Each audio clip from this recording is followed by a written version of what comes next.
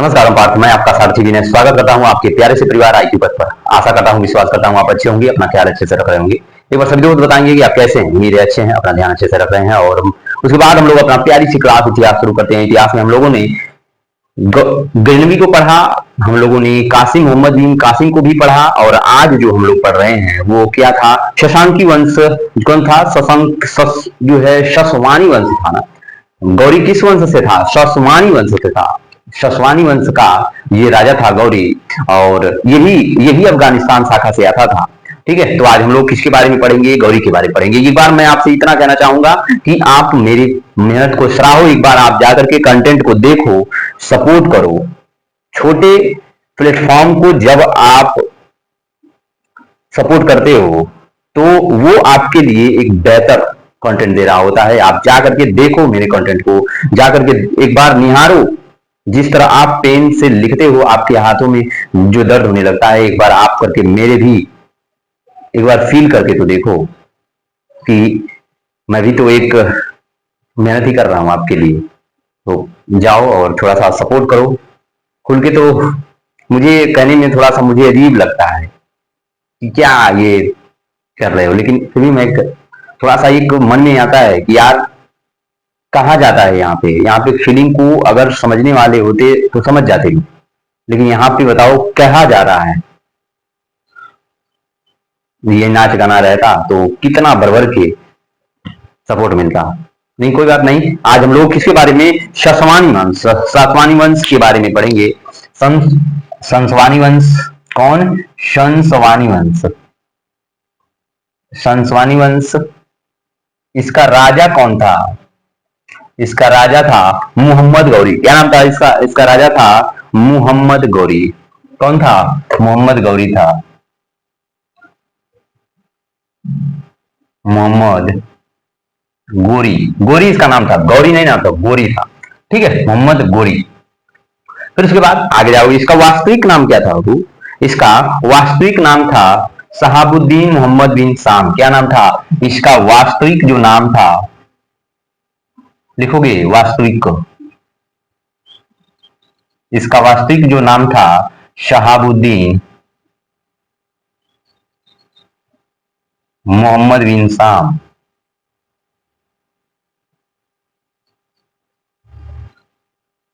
बिन शाम इसका नाम था।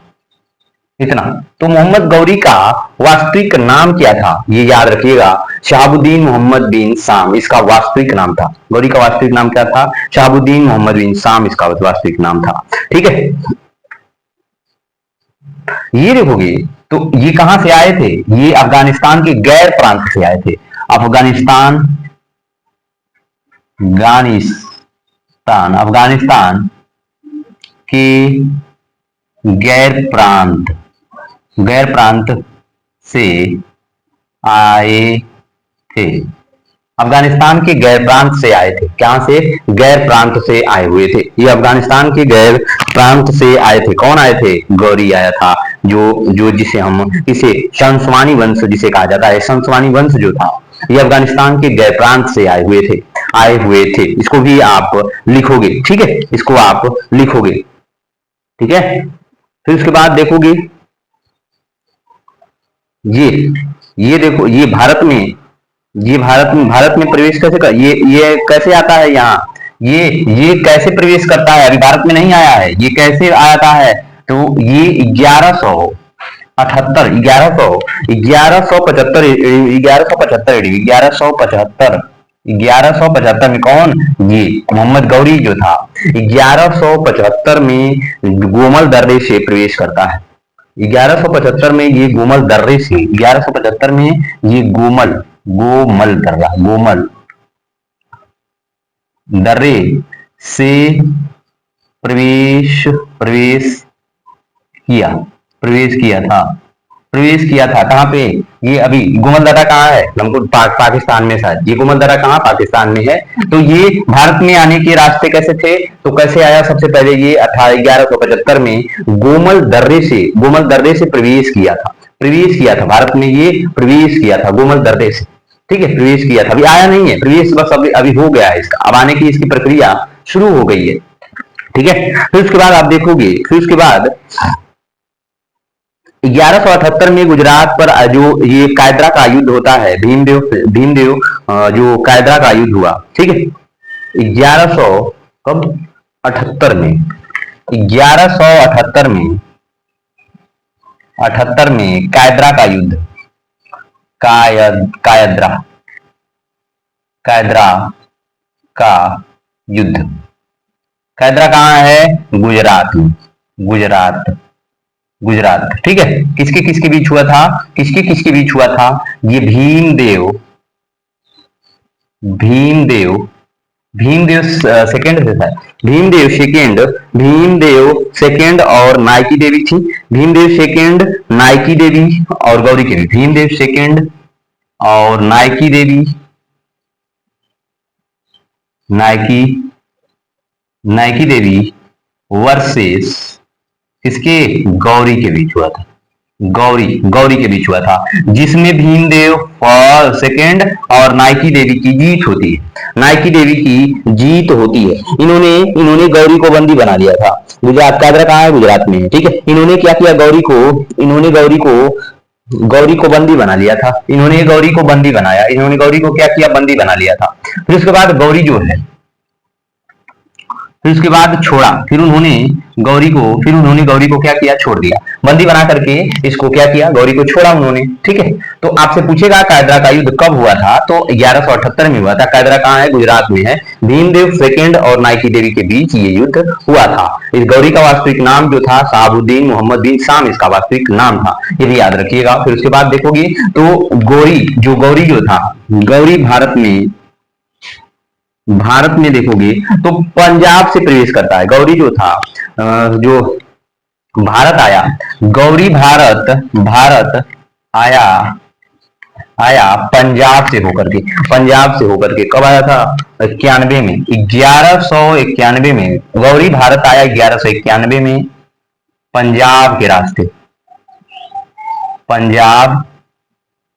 रास्ते कैसे आया था? तो गौरी 1191 में पंजाब के रास्ते से भारत में आता है। 1191 में ये पंजाब के रास्ते से भारत में आता है। इसको भी आप लिखोगे, आप, ठीक है। गौरी भारत आया था कब? 1191 में आया था, पंजाब के रास्ते होते हुए आया था। कायदरा का युद्ध कब हुआ था? 1178 में, 1178 में हुआ था कायदरा का युद्ध। भीमदेव सेकेंड और नायकी देवी और किसके बीच हुआ था? गौरी के बीच हुआ था, जिसमें गौरी हार गया था। जिसमें क्या हुआ? गौरी हारा था और भीमदेव सेकेंड, नायकी देवी इसमें जीत हुई थी। फिर इन्होंने जीता तो गौरी को बंदी बना लिया। गौरी को बंदी बनाया, फिर कुछ दिन बाद गौरी को छोड़ा। फिर उसके बाद जब गौरी जब छूट रहा है तो तुरंत क्या करता है? वो गौरी भारत आता है, भारत में प्रवेश करता है। भारत में प्रवेश कैसे किया था? वो भारत में प्रवेश किया था पंजाब के रास्ते से, भारत में वो प्रवेश किया था। गौरी भारत में कैसे प्रवेश किया? पंजाब दर्रे से होते हुए, ठीक है। इसका उद्देश्य क्या था? गौरी का जो उद्देश्य था, बहुत इंपॉर्टेंट है कि गौरी का उद्देश्य था कि इस्लाम धर्म का, गौरी का उद्देश्य था इस्लाम धर्म का। गौरी का उद्देश्य था कि एक मुस्लिम साम्राज्य स्थापित करना,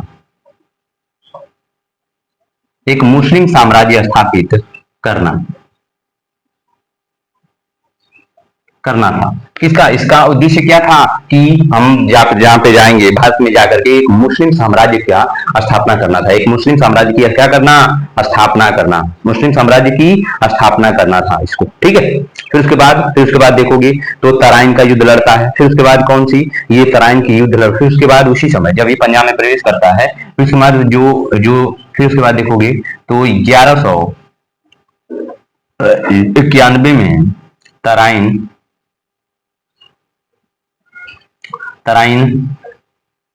की पहली लड़ाई हुई। तराइन की पहली लड़ाई हुई थी पृथ्वीराज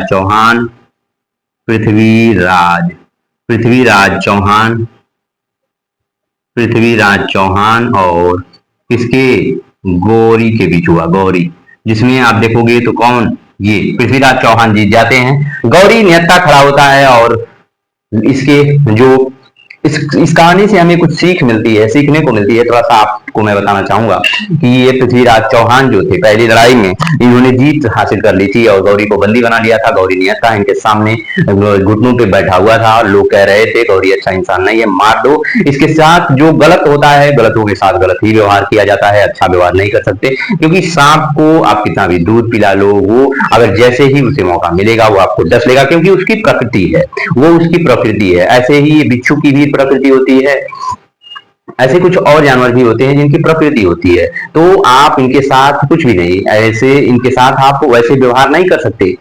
वैसे इनके जो विद्वान थे, दरबारी थे, सभी लोगों ने कहा, लेकिन ये कहे कि मैं राजपूत हूं, नियतों पे वार नहीं करता, नियतों पे वार नहीं करता। अगले ही साल 1192 में जो तराइन की द्वितीय लड़ाई हुई और ऐसे ही ठीक वैसे ही थे, लेकिन शासक बदल गया था। अब पृथ्वीराज चौहान जमीन पे पड़े हैं, निहत्थे पड़े हुए हैं। गौरी के हाथ में तलवार है, हथियार है और उनको निहत्थे ही वो मार देता है। रूल बाय रूल ये शासन होना चाहिए, नियम रहता है, लेकिन जब आप किसी रूल को नहीं मानते हो तो आपके साथ भी वही व्यवहार होना चाहिए, ऐसा कहा जाता है। ऐसा हमारा इतिहास कहता है कि अगर आपके साथ कोई अच्छा व्यवहार करता है तो आप भी उसके साथ अच्छा व्यवहार करो। अगर कोई आपके साथ गलत है, अगर वो समाज के साथ गलत है, तो आप उसको साथ गलत और समाज और गलत ही व्यवहार करो। बाकी उसको कोई न्याय की बात आप नहीं कर सकते। फिर उसके बाद देखोगे तो दूसरी लड़ाई क्या हुई, तो दूसरी लड़ाई हुई थी 1192 में तराइन की दूसरी लड़ाई हुई। तराइन की द्वितीय लड़ाई, तराइन की द्वितीय लड़ाई हुई। तराइन की द्वितीय लड़ाई हुई थी और जिसमें पृथ्वीराज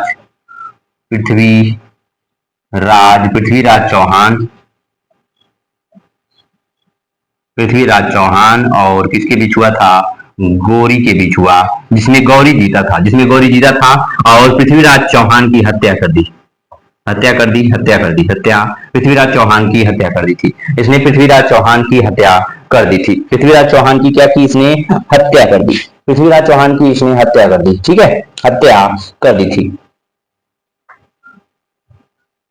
और पृथ्वीराज रासो है एक जो द्वितीय 1192 में तराइन की द्वितीय युद्ध हुआ था, जिसमें पृथ्वीराज चौहान जो गौरी ने पृथ्वीराज चौहान की हत्या कर दी। लेकिन पृथ्वीराज रासो एक बुक है पृथ्वीराज रासो, क्या नाम है उस बुक का, पृथ्वीराज रासो है। पृथ्वीराज रासो है जो चंद्र बरदाई की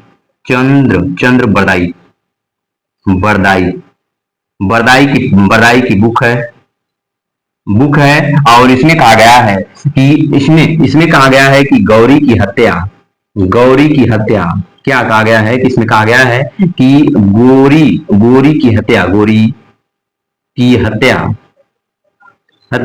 पृथ्वीराज ने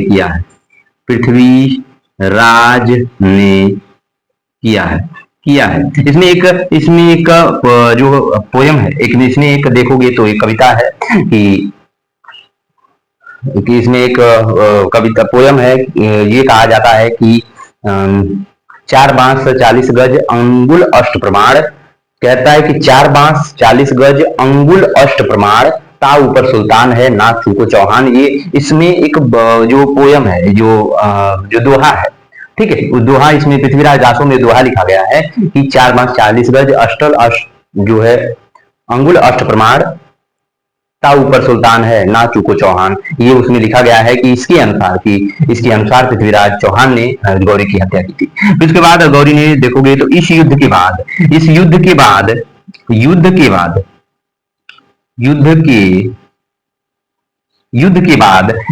आप देखोगे तो इस युद्ध के बाद इस्लामिक शासन की नींव पड़ी थी। इस युद्ध के बाद भारत में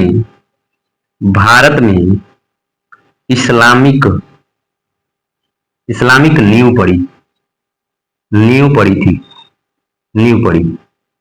इस्लामिक नींव को पड़ी 1192 तराइन के द्वितीय युद्ध के बाद, जब पृथ्वीराज हार जाते हैं उस समय, उसके बाद भारत में इस्लामिक नींव पड़ी। आपसे क्वेश्चन पूछेगा, डायरेक्ट क्वेश्चन पूछ सकता है कि भारत में इस्लामिक नींव कब पड़ी थी, तो आप जवाब दे सकते हो कि 1192 तराइन के द्वितीय युद्ध के बाद भारत में इस्लामिक नींव पड़ी थी।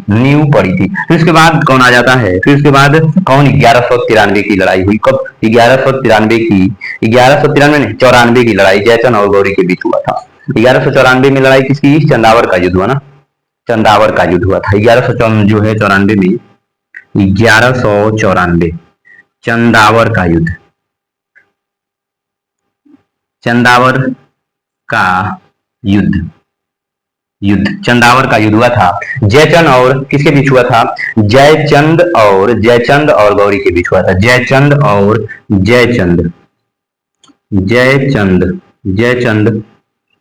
गौरी के बीच हुआ, गौरी के बीच हुआ, जिसमें गौरी जीता था। जयचंद को कहा जाता है गद्दार था। जयचंद कौन था, गद्दार था। गौरी को इसी ने ही बुलाया था, इस गद्दार ने ही बुलाया था। इसलिए आप देखोगे हर दोहे में कहा जाता है कि भारत में जयचंदों की कमी नहीं है, जयचंद है, ये है वो। तो जयचंद मतलब होता है गद्दार। यही जो था भारत में गौरी को निमंत्रित किया था, बुलाया था कि आओ और पृथ्वीराज को हराओ। हराने में, पृथ्वीराज चौहान को हराने में इसकी भी थोड़ी भूमिका थी जयचंद की। फिर देखोगे 1194 में इसने सोचा कि गौरी की मैंने मदद की है, गौरी अंत क्या करेगा। तो मैं आपको बता दूं कि राजनीति में दोस्ती नहीं होती है।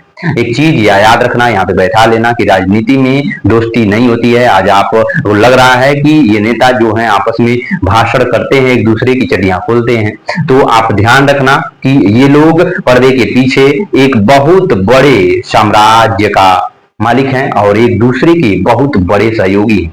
ठीक है, तो याद रखिएगा, सत्ता के लिए एक दूसरे को निंदा करेंगे, लेकिन पीछे देखते हो तो एक दूसरे के भाई हैं, एक दूसरे के सहयोगी हैं, सहपाठी हैं।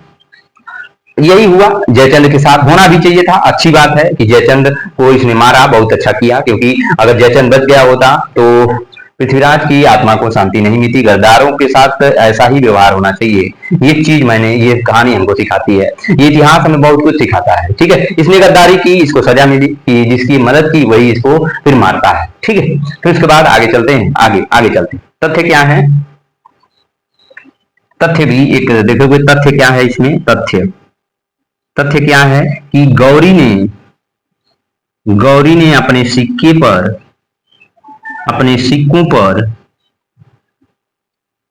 पर देवी लक्ष्मी का अंकन, अपने सिक्कों पर देवी लक्ष्मी का प्रतिमा अंकित किया था।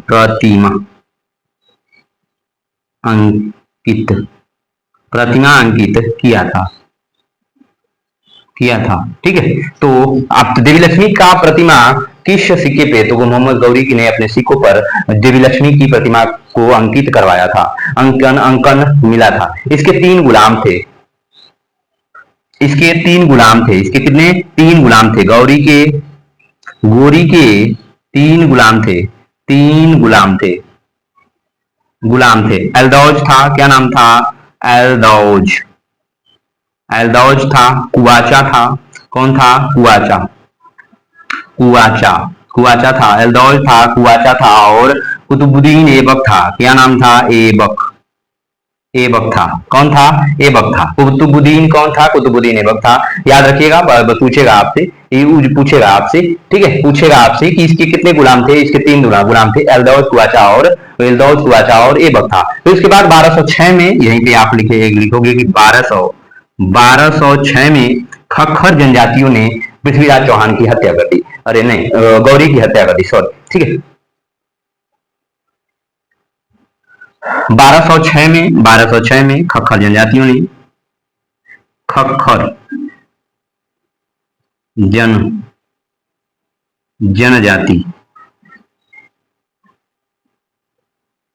जनजाति से युद्ध हुआ। युद्ध किया और इसी में ये मारा गया था। फिर उसके बाद जो गौरी जो खक्खर जनजाति से युद्ध करता है 1206 में, गौरी का युद्ध किससे हुआ था, लड़ाई किससे हुई थी, खक्खर जनजातियों से इसकी युद्ध हुई थी, खक्खर जनजातियों से इसका युद्ध हुआ था, खक्खर जनजातियों से ये लड़ा था। ठीक है, फिर उसके बाद गौरी वापस चला गया। गौरी दिल्ली सल्तनत को देखोगे तो दिल्ली के कुछ इन्हीं लोगों की तीनों की मदद से वो दिल्ली के कुछ हिस्सों क्षेत्रों में जीता था। ठीक है, यहां पे लिखूंगा मैं कि इन्हीं तीनों की मदद से ऐबक था और तीनों की मदद से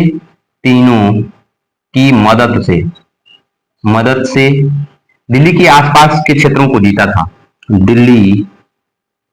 दिल्ली के आस पास क्षेत्रों को जीता किसकी मदद से, इन तीनों गुलामों की मदद से। किसको, एल्दौज कुआचा ऐबक की मदद से गौरी ने दिल्ली के आसपास के क्षेत्रों को जीता। दिल्ली को तो जीता ही था, लेकिन दिल्ली के आसपास वाले क्षेत्रों को भी इसने जीता था। फिर उसके बाद जब ये गया, फिर उसके बाद जब ये वापस जब ये अफगान चला गया, जब ये वापस अफगान गया, तो फिर उसके बाद देखोगे तो ये ऐबक को दिल्ली का सल्तनत बना करके गया। यही तो मैं लिखूंगा कि जब वो वापस गया तो ऐबक को दिल्ली का सुल्तान बना के गया। दिल्ली का सल्तनत